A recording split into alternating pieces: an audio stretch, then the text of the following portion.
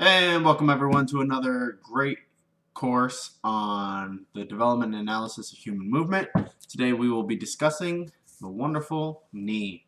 Now as we move forward, the knee is very similar to the elbow in the way it arthrokinematically moves, the muscles that cross it. You'll see a lot of similarities even in the collateral and cruciate ligaments that help support the knee.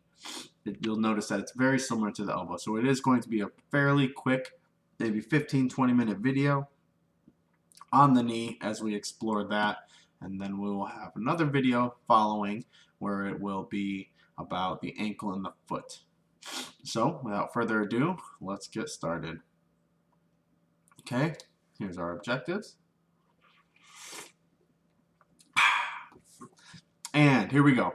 So the bones. So we've already discussed one of the bones, and that's the femur. We talked about that when we talked about the hip. Now if we look at our femur here, you notice that you have, as we talked about before, the head, the neck, the lesser and the greater trochanter. The greater trochanter is what we can palpate. That's the bony part of our hip. Then we come on down and we see that this is the body of the femur here. Then as we move down in the body, right, it's kind of just like in our elbow, where now we have a medial epicondyle and a lateral epicondyle. So the medial is on the inside of the knee, the lateral is on the outside of the knee. And then like we have the olecranon fossa on the humerus, we have this patellar surface here where we have this little groove between these condyles, and that's where the patella rides. So instead of an olecranon like we have in the elbow, we have patella that rides along that surface in the knee. Okay, and then this is the posterior side, and this is the adductor tubercle, but you can't feel that, so don't really worry. Just know it's there. That's kind of where it's a tubercle, so that means that's where your adductors insert. Okay, and then you have your medial epicondyle on the back and your lateral epicondyle here. And you notice that on the posterior aspect of this femur, there's much more hyaline cartilage. This clear white part indicates hyaline cartilage, and you see on the anterior surface it's there for the patella, and then on the posterior surface it's well rounded so that that knee can really go into flexion and extension with very minimal resistance. Then at the bottom portion, so the femur sits on another bone, and that is the tibia, the tibial plateau specifically. So if you look at this bone here, it shows that there's a lot of surface area, but it's not very smooth, right? So there's needs to be some kind of support. Otherwise, that knee is just going to roll right off, okay? And that's where the meniscus comes into play. But we'll talk about that later. And you see here that this is your lateral tibial condyle right here. So this is on the outside of the knee. And then we have our tibial plateau and our intercondylar eminence. Okay, and then lastly we have the medial tibial condyle in here. So these condyles are just kind of surfaces. You see how they project out. So that's really what we're talking about. They add a little bit more lateral support in the bony aspect there. Then we do have the tibial tuberosity. The tibial tuberosity is on the anterior portion of the knee, and that's where our patellar tendon inserts, and so it'll attach. A lot of you guys can feel that right underneath your kneecap. Keep going down and you'll feel a little bump that's very prominent on the front of that shin bone, which is our tibia. And then you follow that along and you feel the crest of the tibia. Next to that is anterior tibialis, followed by the deep posterior compartment on the inside. If you ever get shin splints, a lot of times on the inside there, on that medial side, you'll feel a lot of that pain. Okay, and then this is our medial malleolus in our ankle. So that's the big bump on the inside of our ankle. Okay, and then we look here at our patella.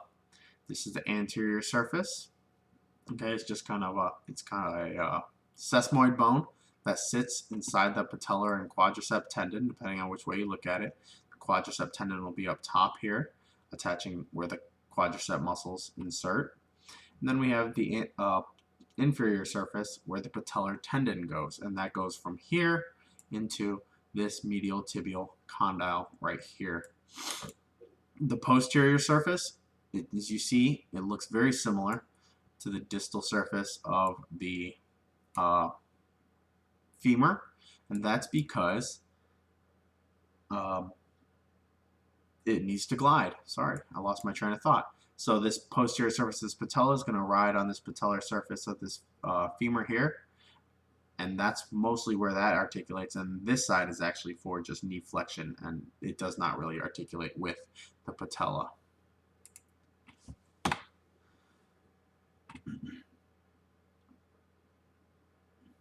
Okay, then we have the ligaments of the knee. So as you see, I'm not really reading the bullet points.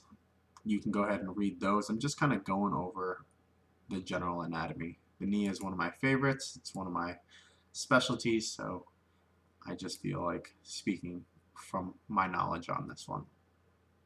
The anterior cruciate ligament. So this cruciate ligament, what it really does is this. You have to look at it as which does what. So the anterior cruciate ligament, it stops the tibia from moving anteriorly. The posterior cruciate ligament stops the tibia from moving posteriorly. So you see how it makes this nice crisscross X pattern right here.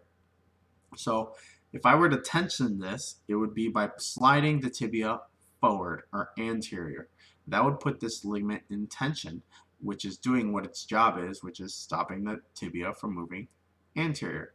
And then the same, the posterior cruciate ligament stops the tibia from moving posteriorly. Okay, and so if I tense this, I would push into the knee, give it a force going this way, right here. Okay, so then let's look at the top. So now we've taken this knee, and what we have done is we've actually bent it. So now we're looking at this bottom surface here.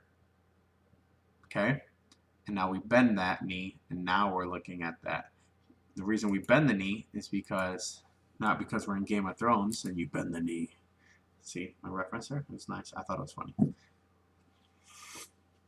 But we bend it because it gives us a better view of this, the cruciate ligaments inside. So now you can see that on this tibial plateau here, so this is our tibial plateau with all the ligaments and fiber cartilage spaces in there. So we have our lateral and our medial meniscus, and this kind of helps stabilize it. So remember how I talked about the glenoid in the shoulder that helps kind of make that golf tee, the lips of that golf tee, so that that ball and socket joint stays on it. Now we don't have a ball and socket joint here, but what that lateral meniscus does and that medial meniscus does is it adds a little lip and it gives a little bit more stability, because if you remember from the picture up top here, right, you see that this is a fairly flat surface, and these are pretty round surfaces down here on the femur, and they're supposed to articulate with the tibia, and any type of valgus or varus motion or force is going to just dislocate that knee. So we had to kind of come up with something, not we, but God, and or whatever you believe, and the body came up with something and said, okay, I'm going to make this meniscus, this fiber cartilage right here, and I'm going to add that to give it a little bit of lateral support, because from, if I were to take this part off, the femur off, you would see that it's kind of like a cup. And we might be able to see that on Hank in the classroom in lab. But that's what the meniscus does, and that's why it's so important. When you tear it, you lose some of that stability. Okay, so you can see as you open up the knee, you see this ACL here, the anterior cruciate ligament, right, connecting into that meniscus kind of right there. That's one of the other reasons that sometimes you might tear your ACL and your meniscus at the same time, along with the mechanism of injury as well. And then you have your PCL that runs here, so it attaches up in this, between these condyles here, and it goes posterior into that tibia there. Then we look at the medial aspect of the knee, and just like with the MCL / ulnar collateral ligament in the elbow, we have an MCL in our knee as well. However, that doesn't have it doesn't have two names. We just call this one the MCL because it's the medial collateral ligament, okay? And then we have the LCL, the lateral collateral ligament. Now the MCL is much thicker, not thicker, but wider. It's more broad than the LCL, so it's almost like a wide piece of tape, whereas the LCL is almost like a pencil. It's like a cord that sits there. So you can see the strength that it might need, right? So we went thicker and skinnier with the LCL, when thinner and broader with the MCL, okay? Because a lot of times our body has learned that what we need, and I'll explain that later in lab, is a little bit more medial stability, broader throughout the whole surface, just through our evolution that has happened. Then down here you see the tibial tuberosity again. And then here you see the head of your fibula. And the fibula is just like that radius in the elbow as well. Okay? Here's all our notes here. So now we look at the muscles, because we've gone over the bony and the bone and ligamentous support. It's pretty straightforward and pretty simple in the knee for the most part. So now we got the muscles that we're going to go over. And so the anterior muscles, those typically do knee extension. Okay, so the quadriceps muscle. Okay, so we have 4 of them in there. That's why it's quad, 4. Okay, and what it does is it's a riceps. So if you think of the triceps, right? The triceps does what? Extends the elbow. So the quadriceps extend the knee.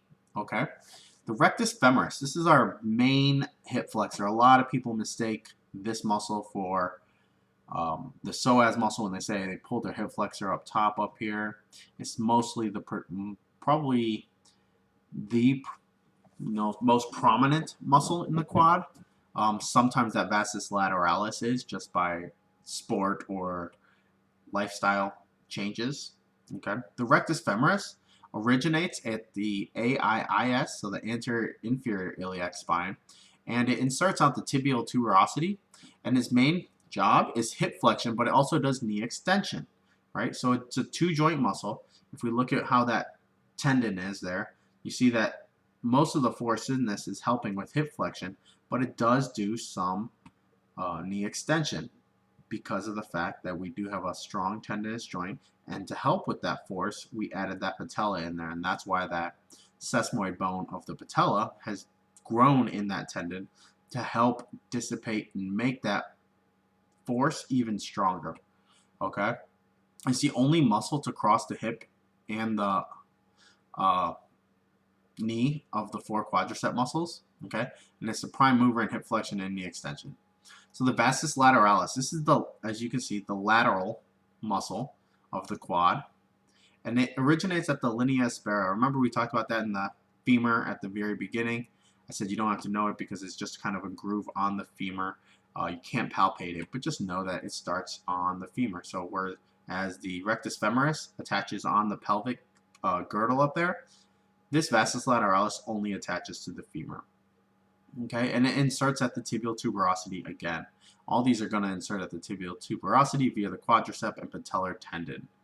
Okay, the action of it is knee extension, and it wraps around the femur laterally. So you can kind of see how these fibers are directed at that vastus lateralis. If you remember our bipennate muscles, right? How it's got 2 different fibers run in 2 different directions to create a different motion down the center. That's kind of how the vastus lateralis kind of works in congruency with the vastus medialis. You see the medialis, the fibers are wrapped this way. They're going, medial to central. And then the lateral fibers of the vastus lateralis are running lateral to medial, or lateral to central as well, thus creating a straight line, hopefully, if things are all working as they should. Then we have, so the vastus medialis, that starts at the linea aspera as well, and then it inserts at the tibial tuberosity as well, and its job is knee extension, and it wraps around the femur medially. Okay, now the big thing on the vastus medialis, why you'll see this actually underdeveloped a lot of times, is because it only does the last 5 degrees of extension. So when you're working out that muscle, or you're doing a specific exercise or rehab, and if you're shorting that extension muscle or that knee extension, you're going to short that vastus medialis, and you're going to actually have a hypertrophy of the lateralis medialis, or lateralis, rectus femoris, and the intermedialis, and have a deficiency in your vastus medialis because you're not actually working that muscle. And then our vastus intermedialis, which is always forgotten about in the quadricep muscle group for the most part. And that originates at the anterior femur, and it goes into the tibial tuberosity, and it also does knee extension, but not to the extent that the medialis, lateralis, and rectus femoris do. Then we look at the posterior aspect. So,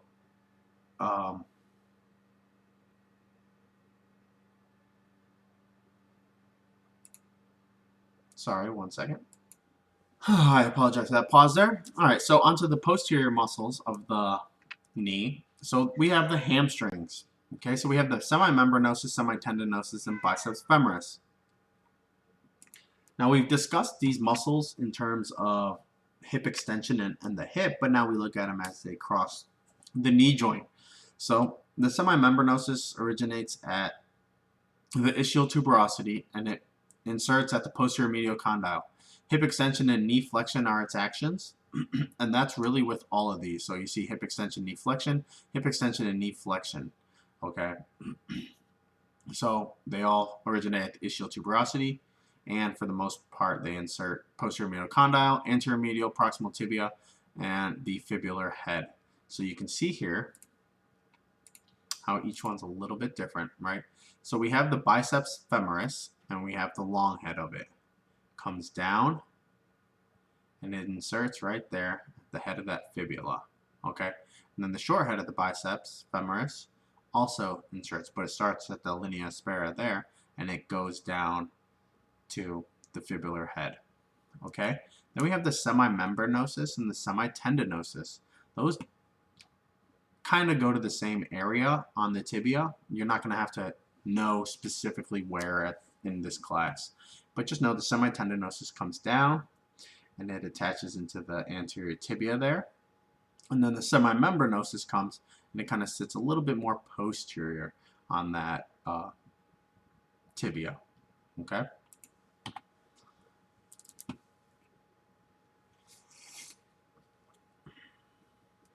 We also have the gastrocnemius, and that is our horseshoe muscle in our calf, okay?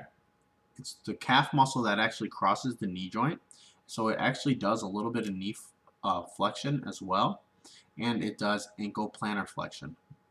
And it forms the Achilles tendon distally along with the soleus, so its distal tendon merges with that soleus.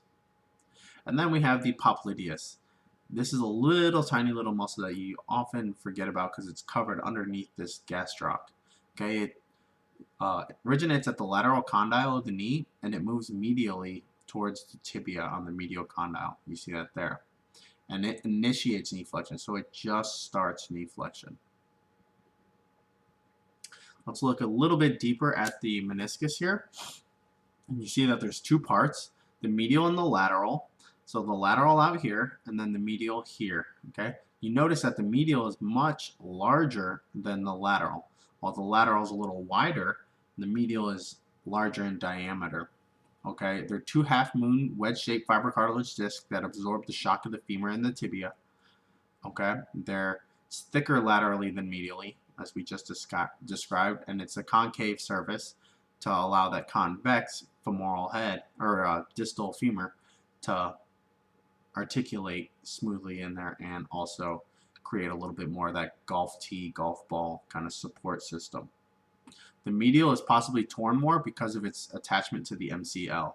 So if we go back here, you see the MCL and the medial meniscus are very attached. You see these fibers touch here, whereas the LCL, there's space between them. Okay.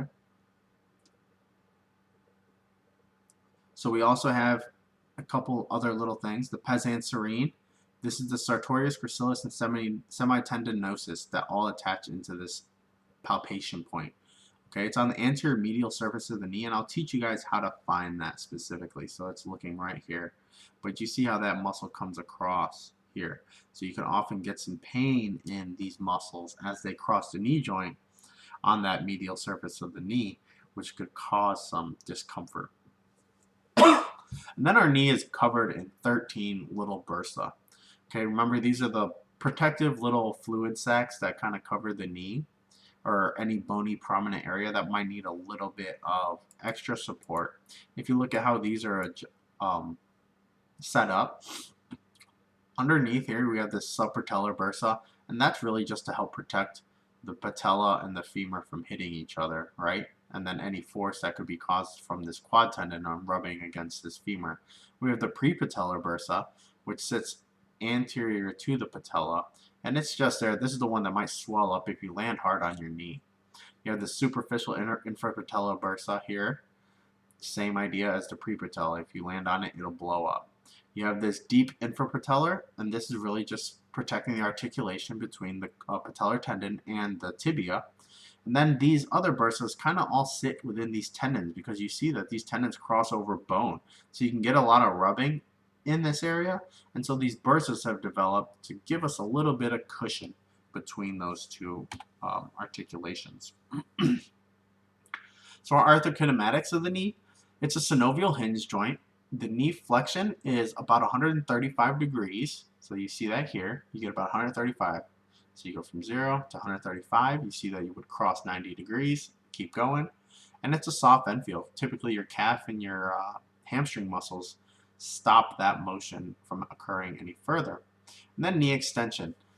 That's when they're all the way straight out. Typically that's 0, but a lot of people have a little bit of extra range of motion in that knee, which we call, genu recurvatum, and that's where that knee kind of bows a little bit. So you'll actually have a negative extension motion.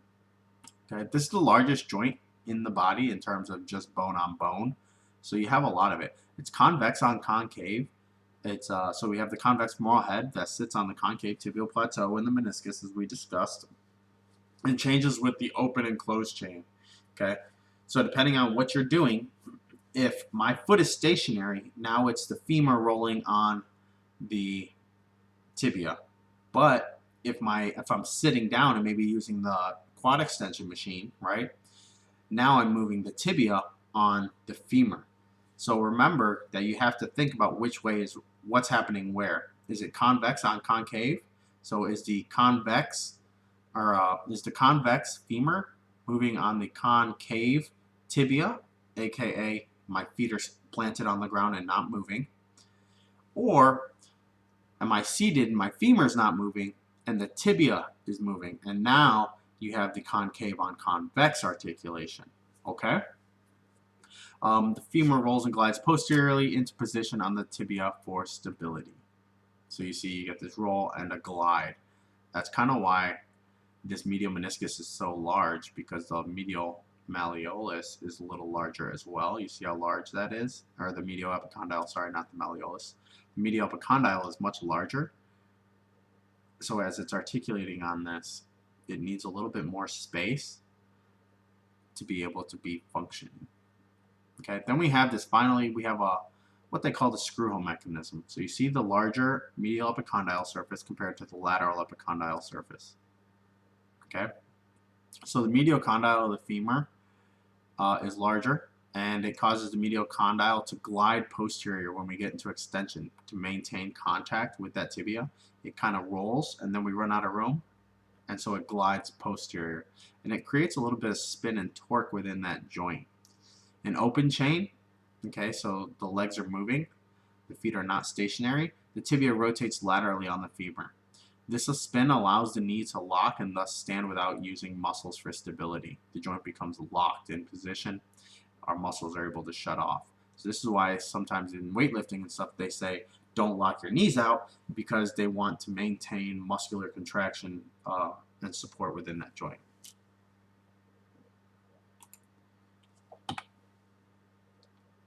That is all we have today. So look forward to seeing you guys again when we go over the ankle and foot. All right, take care, everyone.